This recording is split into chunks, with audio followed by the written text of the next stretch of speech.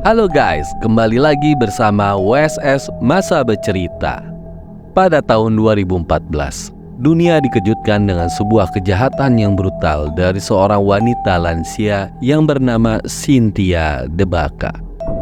Ia mempunyai seorang menantu yang bernama Jeward Eustaquio, seorang pria yang punya watak yang sangat kasar. Watak tersebut yang mendorong Cynthia untuk melakukan tindakan yang tak terbayangkan pada hari ulang tahunnya.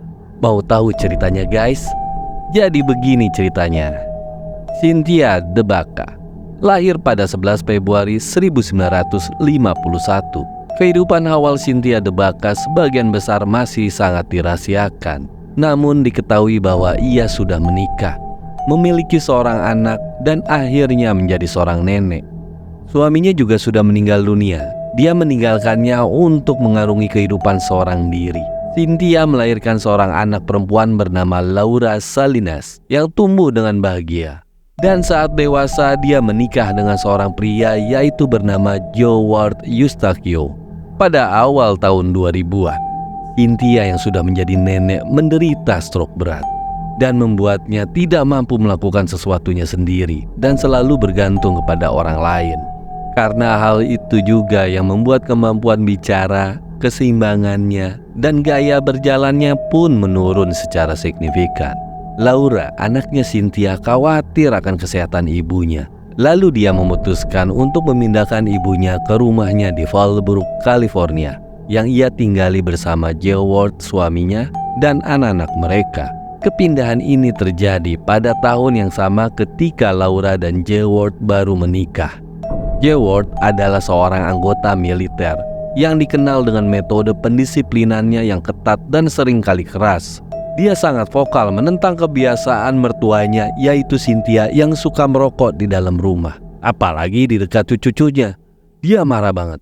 Hal ini sering menimbulkan konflik antara menantu dan mertua. Dan gak segan-segan Jeward mengambil tindakan ekstrim seperti menyemprot Cynthia dengan air setiap kali dia merokok di dalam rumah. Di saat tinggal di rumah putrinya, Cynthia selalu mencurigai menantunya yaitu Jeward melakukan tindak kekerasan terhadap putri dan cucu-cucunya, baik secara verbal maupun fisik. Di rumah tangga mereka penuh dengan ketegangan dan pertengkaran antara menantu dan mertua yaitu Jeward dan Cynthia. Seiring berjalannya waktu, kebencian Cynthia terhadap Jeward semakin besar, diperparah dengan gaya pengasuhannya yang sangat otoriter dan perlakuan buruk terhadap putrinya, yaitu Laura. Pada tanggal 11 Februari 2014 adalah hari ulang tahun Cynthia, hari yang sangat dinanti-nantikannya. Namun pagi itu berubah menjadi gelap saat sekitar pukul 8 pagi.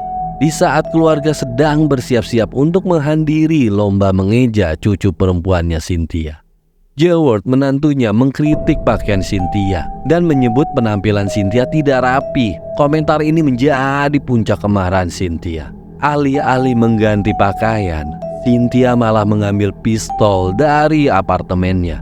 Saat Jeward membelakangi dirinya, ia menembaknya sebanyak 5 kali. Meskipun pada saat itu terluka parah, Jeward berusaha meminta bantuan, tetapi Cynthia malah mengisi ulang peluru dan menembaknya lagi 5 kali. Jeward pun berhasil merangkak masuk ke dalam rumah dan mengunci pintu di belakangnya.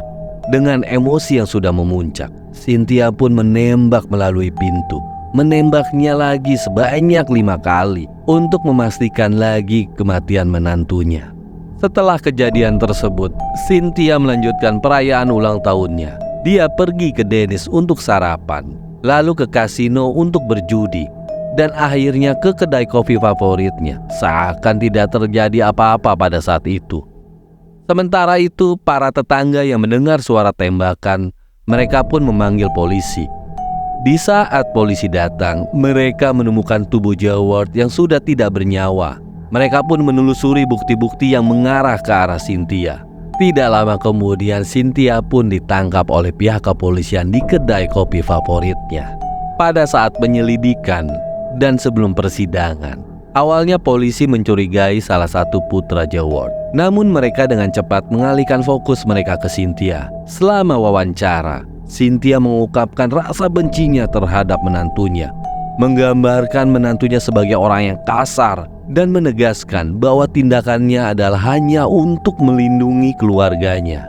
Pada saat penyelidikan, Cynthia sangat kooperatif. Ia mengakui pembunuhan tersebut dan dia juga tidak menunjukkan penyesalan sama sekali.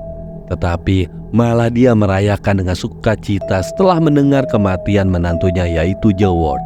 Dia menceritakan pelecehan yang dia yakini dilakukan oleh Jeward terhadap putrinya dan cucu-cucunya. Terlepas dari klaim itu, putrinya Cynthia, yaitu Laura, bersaksi bahwa meskipun Jeward melakukan pelecehan secara verbal, dia tidak pernah melakukan tindak kekerasan fisik kepada kami. Pada tahun 2016, Cynthia dinyatakan kompeten secara mental untuk diadili. Dia juga menghadapi tuduhan pembunuhan tingkat pertama. Terlepas dari semua argumen tim pembelanya bahwa dia hanya melindungi keluarganya, juri pun berunding selama 3 hari sebelum memutuskan bahwa dia bersalah. Pada bulan Februari 2017, Cynthia dijatuhi hukuman 50 tahun penjara. Selama pernyataannya di pengadilan, dia meminta maaf atas tindakannya. Tetapi yang terjadi telah terjadi dan tidak bisa kembali lagi. Setelah persidangan, keluarga Jeward mengungkapkan kesedihan dan kemarahannya mereka. Saudara perempuannya, yaitu Jerona Bironak, dan kerabat-kerabat lainnya berbicara tentang kehancuran mereka dan sangat-sangat mengutuk tindakan Cynthia. Mereka mempersembahkan 15 foto untuk melambangkan setiap peluru yang ditembakkan. Pada saat itu, putrinya Cynthia, yaitu Laura Salinas, menggambarkan tragedi tersebut sebagai situasi yang tidak ada yang menang baginya. Dia mengungkapkan rasa cinta kepada ibu dan almarhum suaminya. Dia mengakui metode disiplin Jeward yang keras, tetapi tidak percaya bahwa hal itu menjadi alasan ibunya untuk membunuh suaminya. Oke guys, jadi itulah kisah cerita seorang wanita lansia atau nenek-nenek yang tega membunuh menantunya dikarenakan tidak suka dengan watak keras menantunya.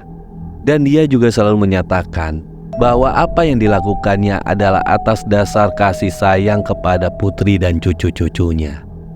Terima kasih bagi yang sudah menonton dan juga mendengarkan cerita-cerita dari kami. Sampai ketemu di cerita-cerita selanjutnya. Cerita apa lagi ya guys? Sampai jumpa.